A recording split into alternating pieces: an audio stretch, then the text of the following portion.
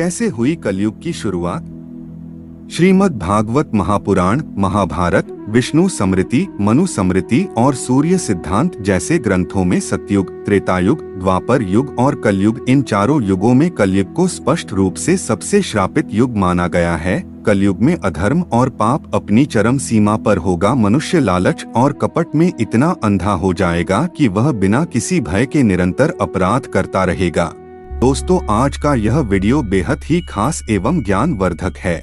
अगर आप इस वीडियो को अंत तक देख लेते हैं तो आपको अपने जीवन का सबसे बड़े सच्चाई का पता चल जाएगा। दोस्तों, मैं दावा करता हूं कि यह जानकारी आपके लिए बहुत महत्वपूर्ण होने वाली है अगर आप वास्तव में अपना जीवन सफल बनाना चाहते हैं। तो कुछ ऐसे जानकारी होते हैं जो अधिकांश लोगों को पता नहीं होता है। आज हम इस वीडियो के माध्यम से वही जानकारी देने जा रहे हैं जिसे जानकर आप जीवन के हर मोड़ पर सफलता प्राप्त कर सकते हैं।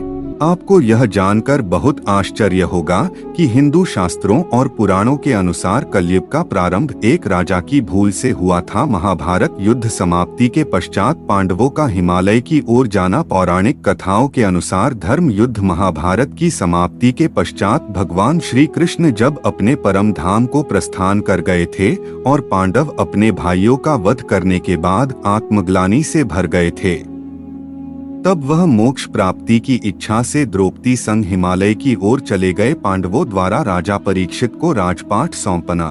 जब पांडव हिमालय जाने वाले थे उससे पहले ही वह अपना राजपाट परीक्षित को सौंप गए थे, जो उत्तरा और अभिमन्यु के पुत्र थे। राजा परीक्षित भगवान श्री कृष्ण, पांडवों तथा विदुर जी जैसे विद्वानों की अनुपस्थिति में अपने सामर्थ्य से बढ़कर राजपाट संभाल रहे थे। कलयुग के शुरुआत की कथा। पृथ्वी देवी और धर्म का संवाद। श्रीमद् भागवत पुराण के अनुसार एक दिन पृथ्वी देवी गाय माता के रूप में तथा धर्म बैल के रूप में सरस्वती नदी के किनारे बैठे वार्तालाप कर रहे थे। गाय रूपी पृथ्वी देवी को रोते हुए देख बैल रूपी धर्म बोला, देवी क्या तुम इस कारण तो व्याकुल नहीं हो कि सतयुग में मेरे सत्य, तप, पवित्रता और दान जो 4 चरण थे, त्रेतायुग में सत्य चला गया और मेरे 3 चरण तप, पवित्रता और दान ही शेष रहे। उसके पश्चात द्वापर युग में सत्य और तप चले गए और केवल 2 चरण पवित्रता और दान ही शेष रह गए और कलयुग में केवल 1 चरण दान ही शेष रह गया है। पृथ्वी देवी बोली कि धर्म तुम सब जानते हो कि जब भगवान श्री कृष्ण स्वयं अपने चरण मुझ पर रखते थे तब मैं अपने आप को बहुत भाग्यशाली समझती थी, परंतु जब से भगवान अपने धाम को प्रस्थान कर गए हैं तब से कलयुग धीरे धीरे अपना प्रभाव मुझ पे डालने लगा है। कलयुग का प्रकट होना तभी दैत्य रूप में कलयुग वहाँ प्रकट हो जाता है और गाय रूपी पृथ्वी देवी और बैल रूपी धर्म को मारने लगता है। नमस्कार दोस्तों, धार्मिक ज्ञान चैनल पर आप सभी का स्वागत है। अगर आप भी भगवान श्री राम के भक्त हैं तो कमेंट में जय श्री राम जरूर लिखे। तो चलिए शुरू करते हैं आज की प्रस्तुति।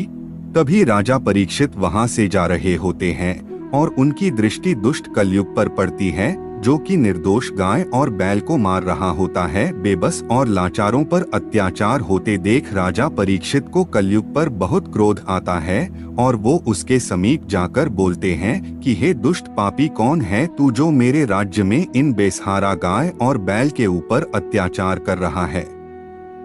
तेरा ये अपराध क्षमा योग्य नहीं है। अब तेरी मृत्यु मेरे हाथों से निश्चित है। यह कहकर राजा परीक्षित ने अपनी तलवार निकल ली। कैसे हुई कलयुग की शुरुआत? राजा को बहुत क्रोधित देख कलयुग भयभीत हो गया। अपने दैत्य रूप को छोड़ राजा के चरणों में गिर गया और राजा परीक्षित से दया की भीख मांगने लगा।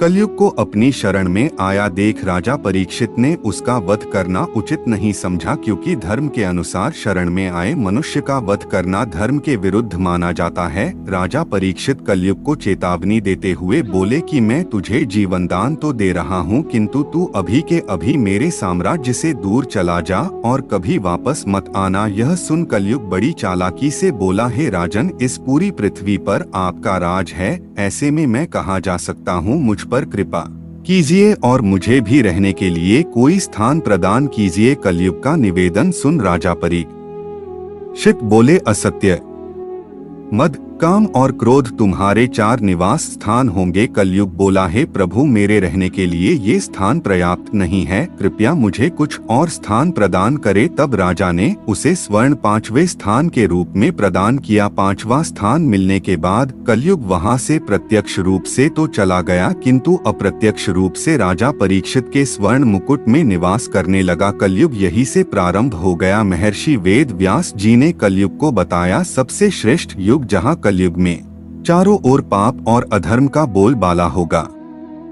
उसी कलयुग को महर्षि वेद व्यास जी ने श्रेष्ठ युग बताया है। आप भी यह सुनकर आश्चर्यचकित रह गए ना कि कैसे महर्षि वेद व्यास जी के अनुसार कलयुग सबसे उत्तम युग है। विष्णु पुराण के अनुसार एक बार महर्षि वेद व्यास जी ऋषियों और मुनियों के साथ युगों के बारे में चर्चा करते हुए बताते हैं कि हे मुनिजनों, कलयुग सभी युगों में श्रेष्ठ युग है। उनके बातों से हैरान उन्होंने महर्षि व्यास से कहा कि उन्होंने ऐसा क्यों कहा। इस पर व्यास जी ने हंसते हुए जवाब दिया कि जो फल सतयुग में 10 वर्ष तपस्या, ब्रह्मचर्य और जप करने से मिलता है, उसे मनुष्य द्वापर में 1 माह में, त्रेता युग में 1 वर्ष में मिलता है, वह कलयुग में केवल 1 दिन रात में मिल जाता है। जो फल सतयुग में ध्यान, त्रेता में यज्ञ और द्वापर में देवार्चन करने से प्राप्त होता है, वह कलयुग में केवल सिर्फ भगवान कृष्ण के कीर्तन से ही प्राप्त हो जाता है। कलयुग में थोड़ी परिश्रम करने से ही फल की प्राप्ति हो जाती है। यही कारण है कि कलयुग को सबसे श्रेष्ठ माना जाता है। तो दोस्तों, आज के लिए बस इतना ही। उम्मीद करते हैं हमारे द्वारा दी हुई जानकारी आपको पसंद आई होगी। तो मित्रों, अगर आपको ये वीडियो पसंद आई हो तो लाइक और शेयर जरूर कीजिएगा। अगर आपने हमारे चैनल को सब्सक्राइब नहीं किया है तो जरूर कीजिए।